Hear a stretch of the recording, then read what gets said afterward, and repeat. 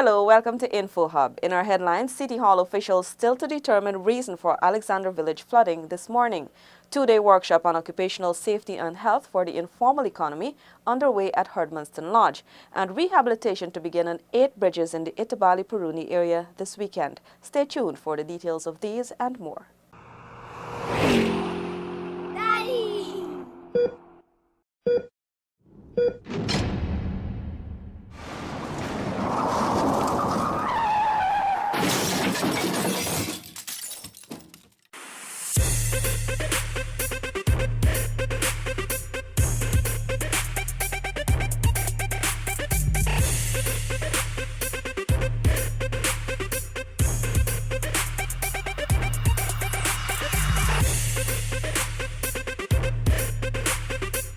And now for the details. City Hall officials are investigating the reason for flooding in Alexandra Village. Here is this Renetta LaFleur report.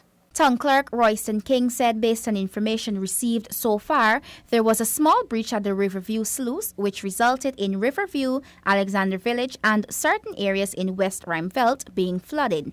It should not have happened, and that is why we now have this particular situation under investigation.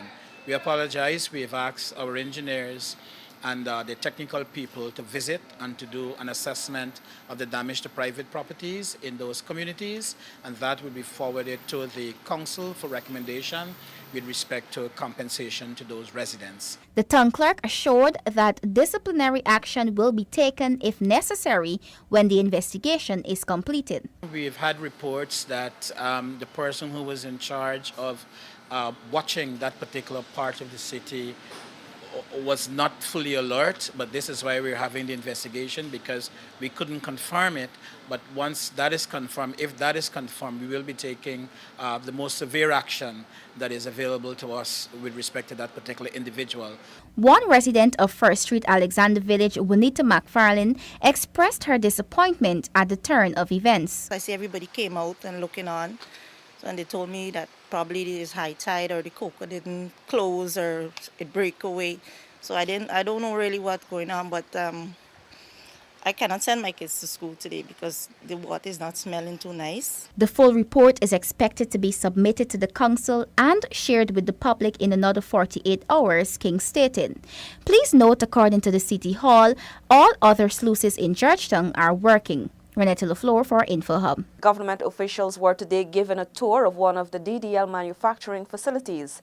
Gabriela Patram was there and has more. Prime Minister Moses Nagamutu, along with his wife Sita Nagamutu and Minister of Business Dominic Gaskin, were today given a tour of the Demerara Distillers Limited DDL manufacturing facility located at Diamond Plantation on the east bank of Demerara.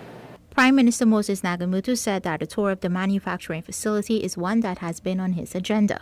He observed that as Guyana continues to develop, local content is very important not only to the country but the government as well. He added that markets are available to farmers for the purchasing of their produce. Today we see the DDL is willing and ready to receive fruits from local Guyanese farmers, because the juices that they produce, by whatever name they may have them, are local juices, and these are the juices we would want our families, our kids to use.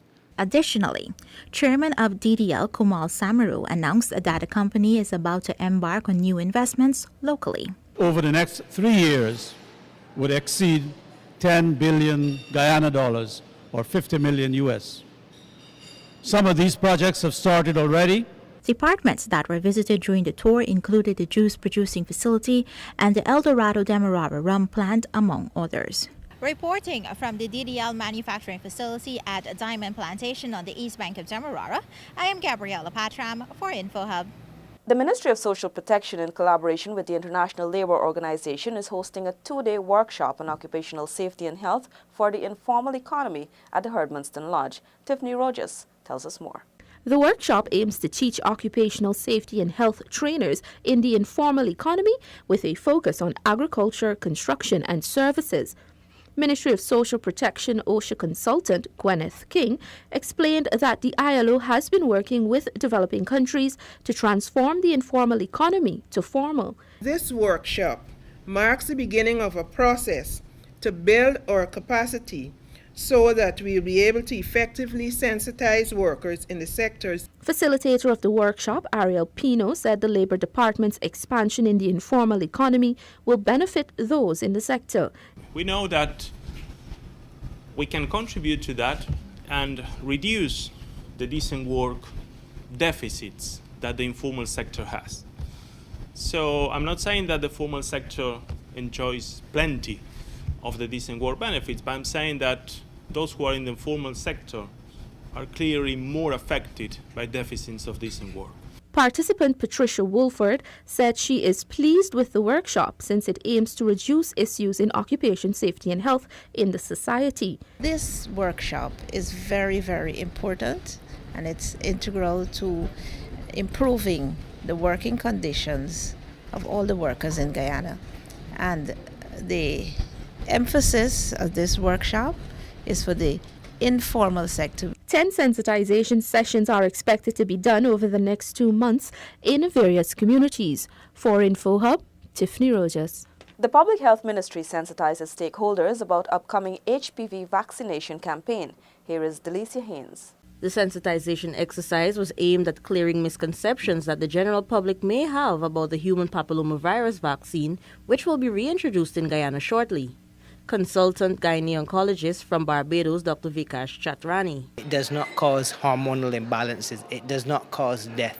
There is no conspiracy behind this vaccine that it causes population control. It is safe. What it does cause is it prevents HPV infection. What it also prevents is cervical cancer. Dr. Chatrani also explained that cervical cancer is the leading cancer which kills women in Guyana. Meanwhile, Dr. Keisha Chin, speaking on behalf of the Public Health Minister Walter Lawrence, further highlighted the cancer's prevalence locally. According to a 2014 review of cancer done by the Ministry of Public Health, over 66% of all cases of cervical cancer occurred in women under the ages of 60, with the age group of 15 to 39 being the most affected. Of all testing done through VIA or pap smear, only 4% are detected at stage 1, which means that the remaining 96% are at stage 2 or beyond, therefore significantly decreasing the lifespan of our young women. The Ministry of Public Health will continue to be engaged with civil society, especially faith-based organizations, PTAs, NGOs, and other stakeholders such as UNICEF to ensure that all of Guyana is sensitized on the importance of such a vaccine. UNICEF country representative to Guyana and Suriname, Sylvie Foyer, spoke about the recommended vaccine doses. Recommendation, as you mentioned, is to have 2 doses given to the girls between the age of 9 and 13. That's the range. And it will prevent the infection of 2 types of human papillomavirus. That counts among 70% of the cancer, just to give you some background. But the benefits of the vaccine in reducing the infection and the risk of cancer will be appreciated years and decades later. The HPV vaccination campaign will be formally launched later this month. More sessions of this nature can be expected as the campaign rolls out. For InfoHub, Delicia Haynes. In this report, Zanil Williams tells us that rehabilitation works will begin on 8 bridges in the Itabali-Puruni area this weekend. Minister within the Ministry of Natural Resources, Simona Brooms, led a team of officials to first-hand assess the Itabali-Puruni road conditions. The contract for the rehabilitation of bridges in the Puruni-Itabali area was awarded to the Guyana Geology and Mines Commission and JR Construction for the sum of $49 million. According to JR Construction engineer Ryan Ramsingh, works will start Saturday, October 7, 2017. Basically, it's just remedial works, not full construction. Just repair works to the bridges and some revetment works along the erosion of the road. Our expectation of completing this job is approximately 3 to 4 weeks. Works on the Puruni-Papishau Trail began some 3 weeks ago. The contract was awarded to the Guyana Geology and Mines Commission and McDC Mining Company. During her visit, Minister Brooms promised to have a meeting with the agencies and Minister of Natural Resources Raphael Trotman to have the works fast-tracked. The condition and the cries of miners with the roads and bridges is something that has been going on a while. a contract is signed, and I think from government standpoint, we would want to know exactly what is happening there, if we are responding to their concerns, and also how quickly and what else can we do to ensure that the miners are relieved of the situation that they are faced with. Itabali Landing is a small mining and logging community on the bank of the Essequibo River. There have been numerous complaints about the deplorable state of the roads and trails. Zanil Williams reporting from Peruni Landing for InfoHub. Paul is back and tells us that hundreds of Region 9 residents are set to benefit from more than $30 million in drainage and irrigation works by the National Drainage and Irrigation Authority. Chief Executive Officer of the NDIA, Frederick Flats, says the works are aimed at improving the livelihood of hinterland communities' residents. In Masara, we've been digging one large, lake for them. And the community will be able to rear fish in this man-made lake. And I was there last week, and they are absolutely elated because this is something that they really wanted for decades. Further work continues in other Region 9 communities in keeping with the government's thrust of hinterland diversification. In the Aranaputo area, it's the same thing. We're digging a pond for them that's smaller. And this is to allow cattle to have water during the El Nino periods. And at the same time, it will afford them the opportunity to rear some fish. In Ruperty, we're cleaning a creek, which will allow the same thing, the cattle to get water during the rainy season. Of course, it will allow people to also catch fish. And so that's some of the work that we've been doing. We've dug 3 ponds in Anai Central. Since its establishment in 2006, it is the first time that the National Drainage and Irrigation Authority has a resident engineer and equipment situated in the hinterland region. Paul McAdam for InfoHub. The first shipment of relief to the hurricane-ravaged Caribbean islands has been inspected and left Guyana today. Here's that report. Prime Minister Moses Nagamutu and Minister of State Joseph Harmon were among those who inspected the first shipment of relief supplies being sent to the region. According to Director of the Civil Defense Commission, Chabilal Ramsarup, the shipment comprises of approximately 80 tons of critically needed supplies. What we are sending here now is mainly